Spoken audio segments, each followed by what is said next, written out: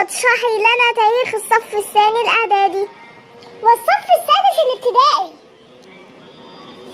بالطبع يا أعزائي، ففي بداية هذا التاريخ سنتكلم عن أحوال شبه الجزيرة العربية قبل ظهور الإسلام ومجيء النبي محمد صلى الله عليه وسلم عليه الصلاة والسلام. ففي البداية سنتكلم عن أحوال العالم قبل ظهور الإسلام ومجيء النبي محمد.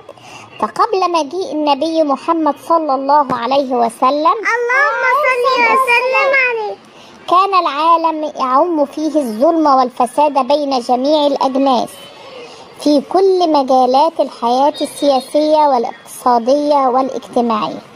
فنضرب 4 أمثال، منها المثال الأول أحوال دولة الفرس قبل ظهور الإسلام ومجيء النبي محمد صلى الله عليه وسلم عليه الصلاة والسلام، حيث كثرت في دولة الفرس العبادات الوثنية، واحتلت الفرس بلاد اليمن والعراق.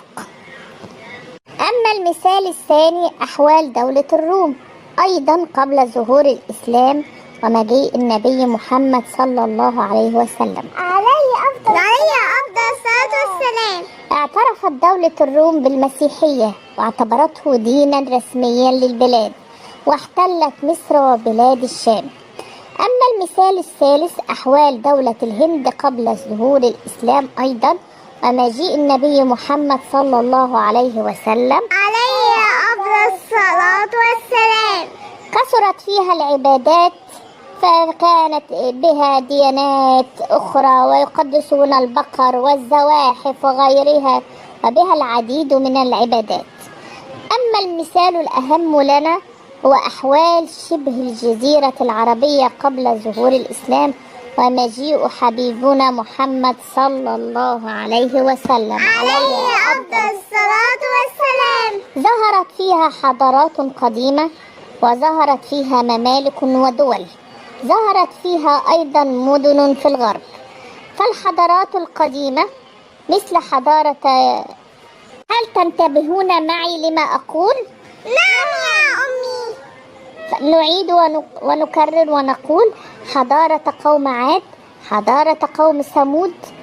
وأيضا بالإضافة إلى هذه الحضارات ظهرت ممالك ودول، ففي الشمال الحيرة والغساسنة في الشمال، وأيضا ظهرت ممالك في الجنوب مثل معين وسبأ وحمير.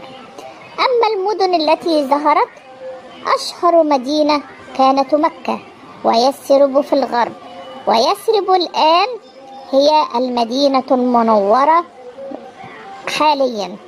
أكملي يا أمي. هل أنتم تنتبهون معي؟ نعم يا أمي.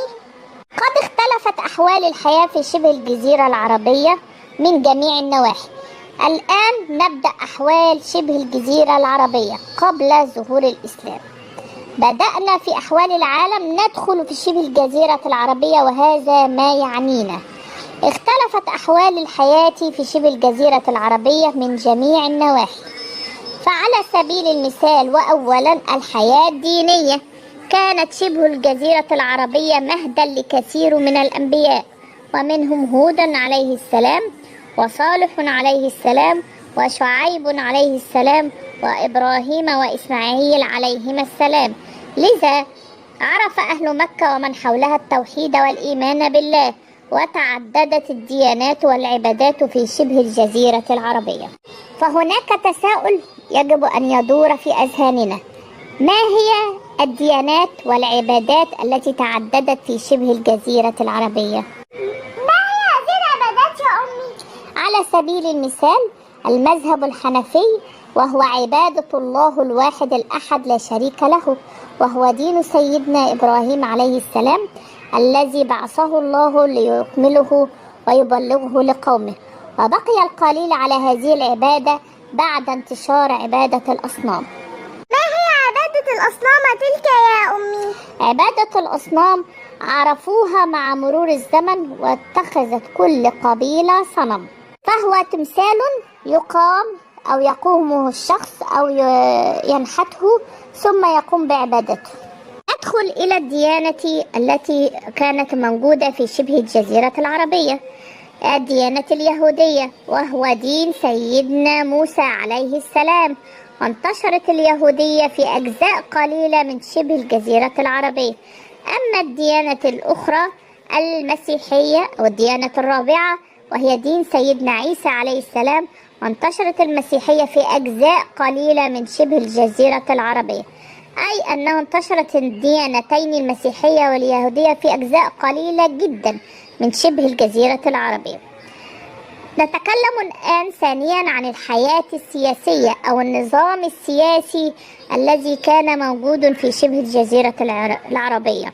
كان النظام القبلي هو نظام الحكم السائد في شبه الجزيرة العربية. النظام القبلي ما هو النظام القبلي يا أمي؟ عبارة عن قبائل متفرقة، وكان لكل قبيلة شيخ يحكمها وقانون يحدد حقوق وواجبات كل فرد بها. ومن أشهر القبائل العربية في شبه الجزيرة العربية قبيلة قريش في مكة، أي أن القبيلة عبارة عن مجموعة من الأفراد ينتمون لأصل واحد تربطهم رابطة الدم والنسب والعصبية. ثالثا ندخل إلى الحياة الاقتصادية. مارس أهل شبه الجزيرة العربية العديد من الحرف، ومنها الرعي. ما هو الرعي؟ الرعي هو حرفة سائدة في البادية أو في الصحراء، وهي رعاية الأغنام ومرعاة الأغنام. الحرفة الأخرى كانت الصناعة، ولكن ما هي الصناعة يا أمي؟ الصناعة كانت الحقيقية فعلا والمنتشرة. بعض الصناعات الخفيفة كصناعة الرماح والسيوف والأواني الفخارية التي يصنعها أهل شبه الجزيرة العربية. أما التجارة كان أهل مكة أكثر سكان شبه الجزيرة العربية مكانة تجارية، فاشتغل العرب بالتجارة، وكانت أشهر الرحلات التجارية التي كانوا يقومون بتنظيمها رحلتين كما ذكرهما القرآن الكريم: رحلة الشتاء إلى بلاد اليمن، ورحلة الصيف إلى بلاد الشام. ندخل إلى الحرفة الأخرى وهي الحرفة الرابعة أو الخامسة، هي الحرفة الرابعة الزراعة. سابقا قلنا حرفة الرعي، الصناعة، التجارة، والآن سنتكلم عن الزراعة. كانت قليلة الزراعة، والسبب لندرة الأمطار قليلة جدا في شبه الجزيرة العربية.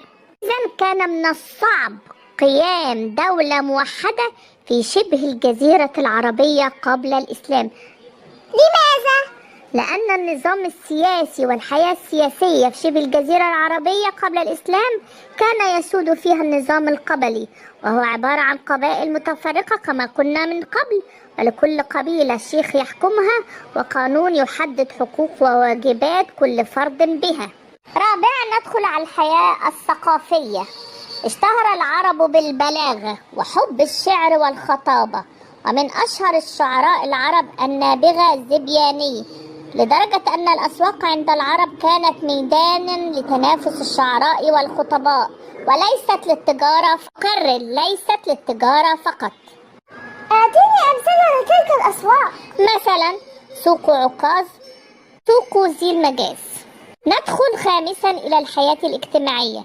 كان المجتمع العربي قبل ظهور الإسلام ينقسم إلى بدو سكنوا الصحراء وحضر سكنوا المدن. اتصف العرب قبل الإسلام ببعض الصفات الحسنة والأخلاق الحميدة، كما كانت لهم بعض العادات السيئة. سنذكر بعض من تلك العادات الحسنة والصفات الحميدة والأخلاق الحميدة التي اتصف بها العرب، كالشجاعة والكرم والوفاء بالعهد والعفو عند المقدرة وحماية الجار والصبر وندخل إلى العادات السيئة عند العرب: وأد البنات وشرب الخمر ولعب الميسر والأخذ بالثأر. ما معنى وأد البنات؟ أي دفن البنات أحياء. وما معنى لعب الميسر؟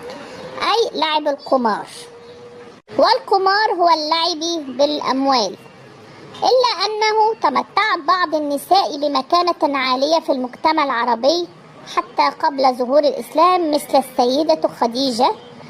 بعد ظهور الإسلام اختفت بعض العادات السيئة مع ظهور الإسلام، وانتشر بين العرب العديد من القيم والأخلاق الحميدة. هناك تساؤل يجب أن تسألوه يا أولادي. ما هو يا أمي؟ السؤال هو: دلل تاريخيا على صحة العبارة التالية: كان للأسواق عند العرب قبل الإسلام وظائف متعددة. صحيح طبعا يا أولادي، فعلا الأسواق عند العرب ليست قاصرة على التجارة فقط زي ما قلنا، ولكن كانت الأسواق عند العرب عبارة عن ميدان لتنافس الشعراء والخطباء أيضا، مثل سوق عكاظ وزير المجاز. فتح الله عليك يا ابنتي. لماذا يا أمي كان العالم يحتاج لظهور الإسلام ومجيء النبي محمد؟ لكي يرشد يا ابنتي الناس إلى عبادة الله الواحد الأحد، ولينشر قيم العدل والمساواة والتسامح والرحمة، وليخرج الناس من الظلمات الجهل والعبودية إلى النور والحرية.